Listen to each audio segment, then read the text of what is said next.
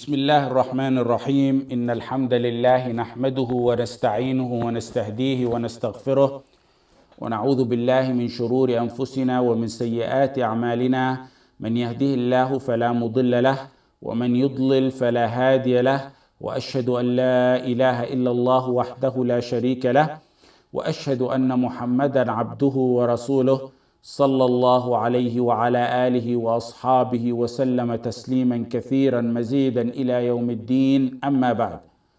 This is our fifth class on the explanation of Zad al-Mustaqna, and we spoke yesterday about the moon sighting and that if it's a cloudy night or a clear night, it doesn't really affect the sighting, meaning we go by sighting, whether it's cloudy or not.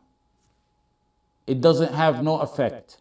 If we don't see it on a clear or unclear sky, on a night where the sky is clear or unclear, it doesn't matter. If we see it, the following day is Ramadan. If we don't see it, then Sha'ban will continue for 30 days. Then the day after that is Ramadan.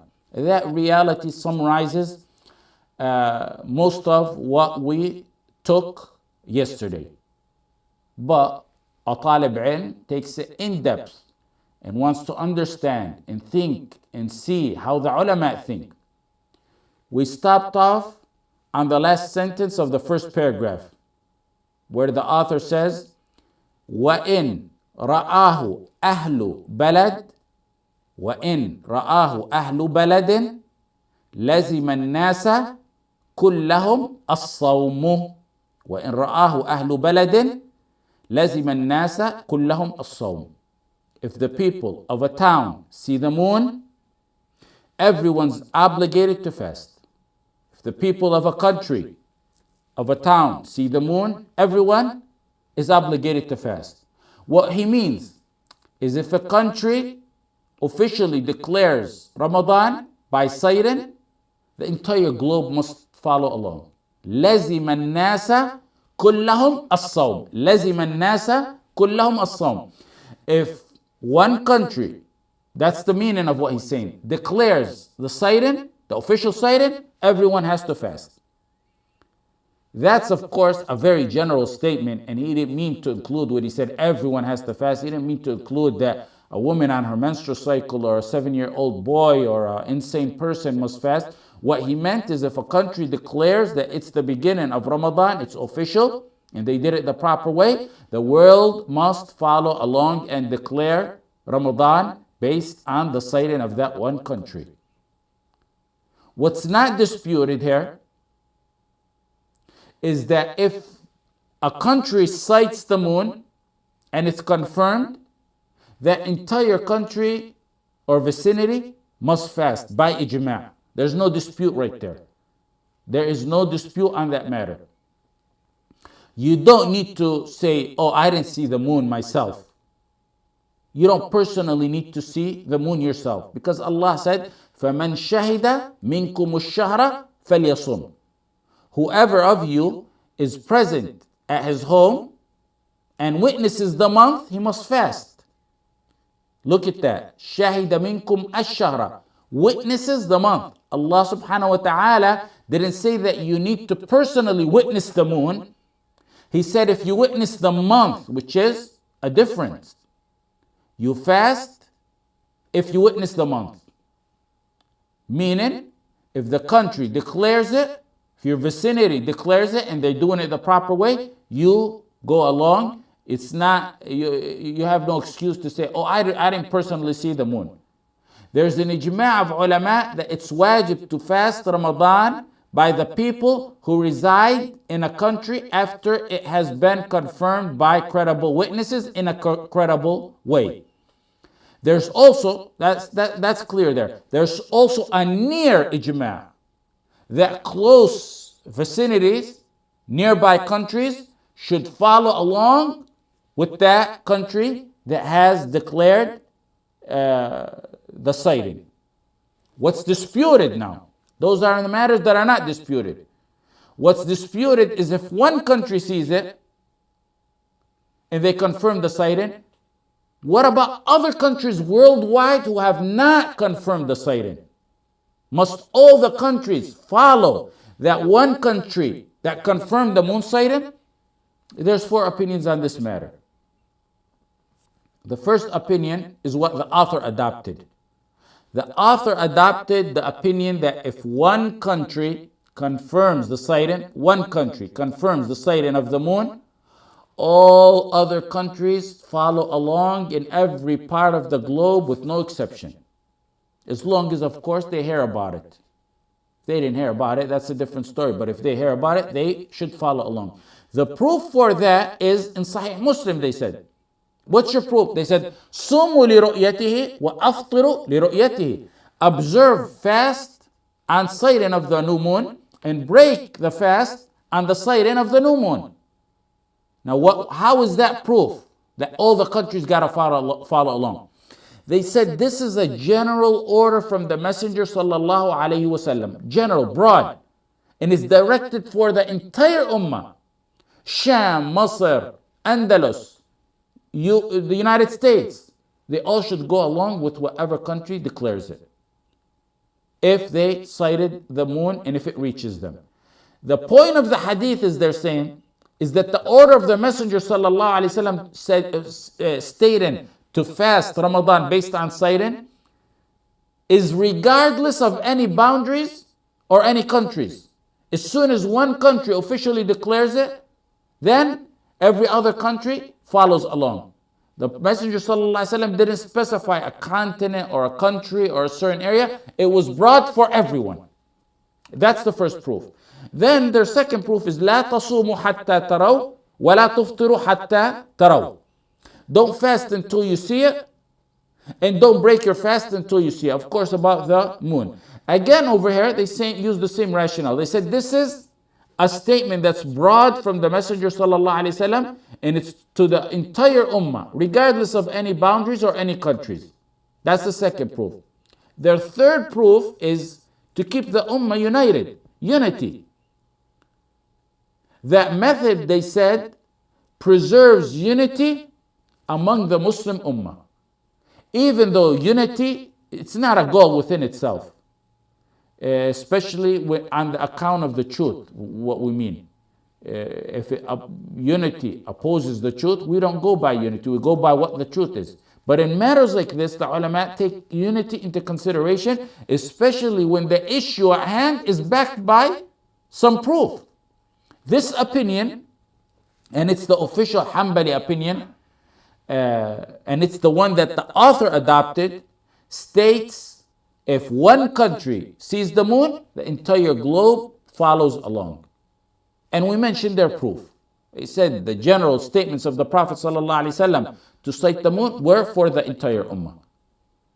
That, according to them, is even if there's great distances between the countries, meaning not just Mecca and Medina that are next to each other, meaning if it's in Mecca and they declare it, then people in Andalus or in Africa, if they get the news of that, they should go and follow along.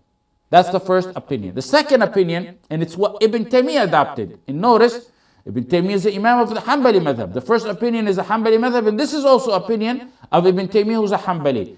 Ibn Taymiyyah, and the second opinion is that when a country sights the moon, it's sufficient for that country. They don't need to follow each other. So for every country is its own sighting. Every country has its own sighting.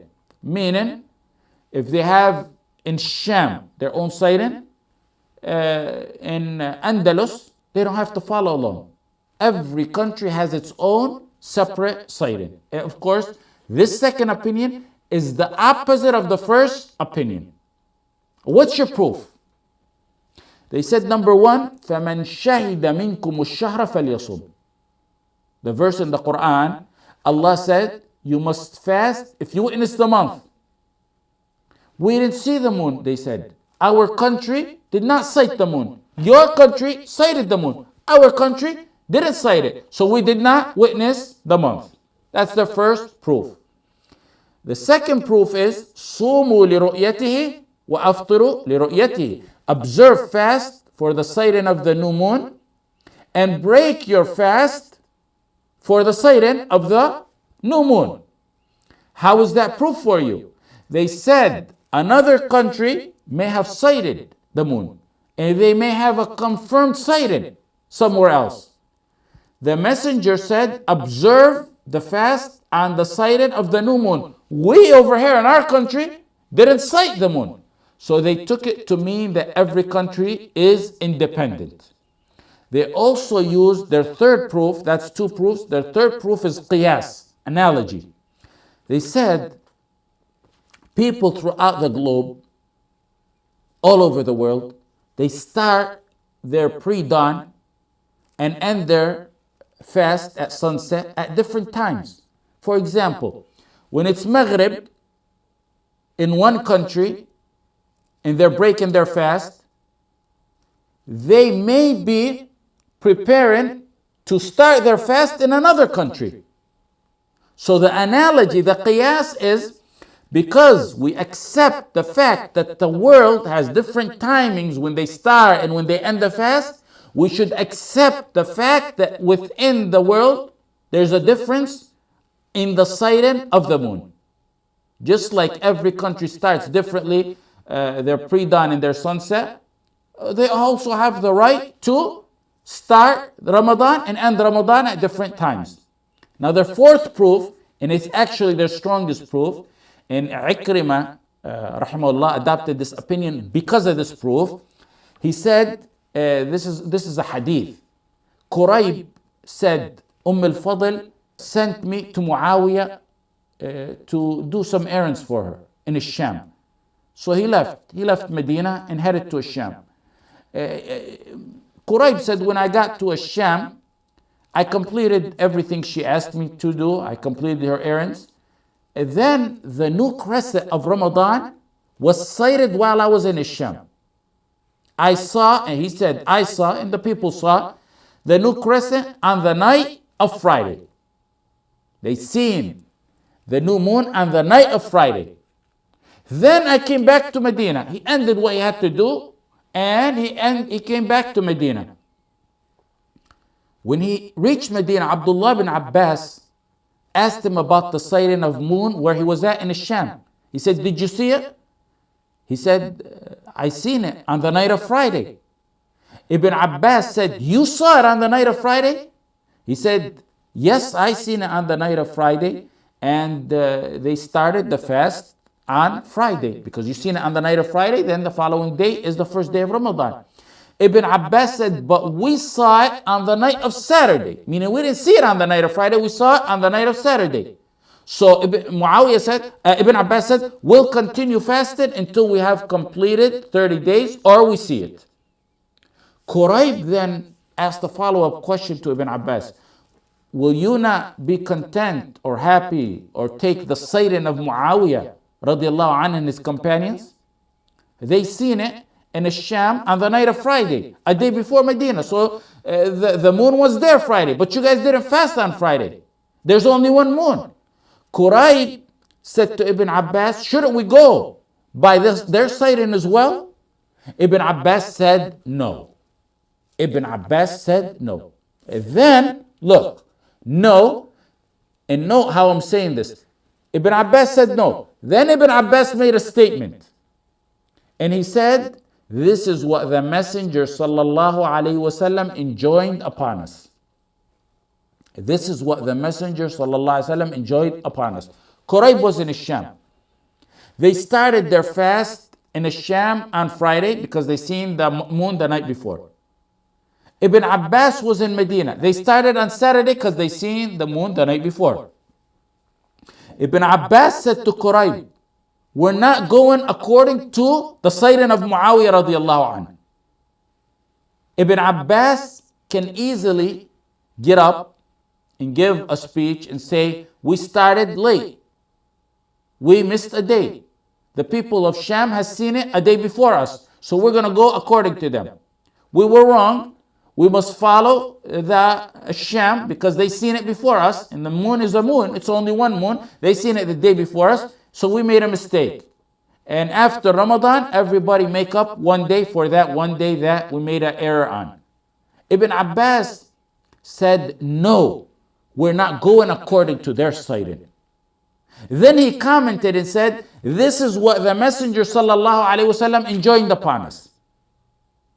The point of the hadith is Ibn Abbas is a Sahabi, and Ibn Abbas did not go by the sighting of another country, which is Sham. That's clear. That right there, that fact is clear. Ibn Abbas himself, his ijtihad was that Sham has their own sighting. We over here, down here in Medina, we have our own sighting. Now, the response to this proof is, first of all, it's clear Ibn Abbas adopts that every country has its own sighting from the wording of the hadith. That's his ijtihad. That's the first thing. The second thing is the key statement at the end when he said, this is what the Messenger sallallahu alaihi wasallam ordered or enjoined upon us. This is what the Messenger ordered or enjoined upon us. When one reads it and he's overlooking the hadith, he assumes that the statement of Ibn Abbas, this is what the Messenger enjoined upon us. When you read that, you assume or you think that he means every country has its own sighting. But what Ash-Shawkani rahimahullah, and I find it very strong, Ash-Shawkani rahimahullah and others stated, is that statement by Ibn Abbas was referring to the statement of the Messenger sallallahu alaihi wasallam, don't fast until you see the moon, and don't break your fast until you see the moon. That's what it was referring to. Ash-Shawkani said Ibn Abbas didn't mean by his statement, this is what the Messenger enjoined upon us. He didn't mean that every country has its own sighting. He wasn't saying that that's what the Messenger enjoined upon us. That's not what he was talking about. He meant that the Messenger enjoined upon us that we don't fast until we see the moon, and we don't break the fast until we see the moon. You understand the difference in what the statement of the final statement of Ibn Abbas was referring to?